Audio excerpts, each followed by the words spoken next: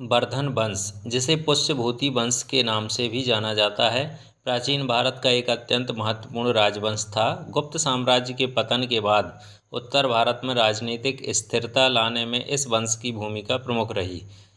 वर्धन वंश के बारे में प्रमुख विवरण। स्थापना और प्रारंभिक शासक। इस वंश की स्थापना पुष्यभूति ने हरियाणा के थानेश्वर, वर्तमान कुरुक्षेत्र के पास में की थी। शुरुआत में ये गुप्त राजाओं के सामंत थे, लेकिन हूणों के आक्रमण के बाद इन्होंने अपनी स्वतंत्रता घोषित कर दी। प्रभाकर वर्धन इस वंश का पहला प्रतापी राजा था, जिसने परम भट्टारक और महाराजाधिराज जैसी उपाधियां धारण की। राज्यवर्धन प्रभाकर वर्धन का बड़ा पुत्र, जिसकी हत्या बंगाल के शासक शशांक ने धोखे से कर दी थी। सम्राट हर्षवर्धन 606 से 647 ईस्वी। हर्षवर्धन इस वंश के सबसे महान और प्रसिद्ध शासक थे। उन्होंने 16 वर्ष की अल्पायु में सिंहासन संभाला।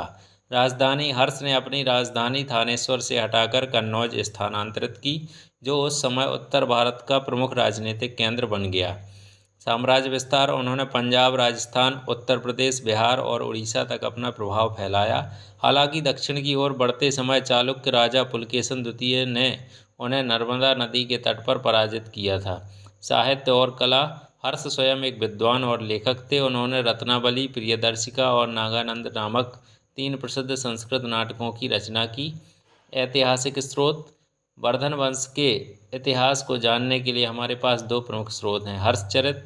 हर्ष के दरबारी कवि बाणभट्ट द्वारा रचित यह ग्रंथ हर्ष के जीवन और उपलब्धियों का विस्तृत वर्णन करता है। ह्वेनसांग। चीनी यात्री ह्वेनसांग हर्ष के शासनकाल में भारत आया था। उसने अपनी पुस्तक सी यू की में तत्कालीन भारत की सामाजिक, आर्थिक और धार्मिक स्थिति का सजीव चित्रण किया था। प्रशासन और धर्म।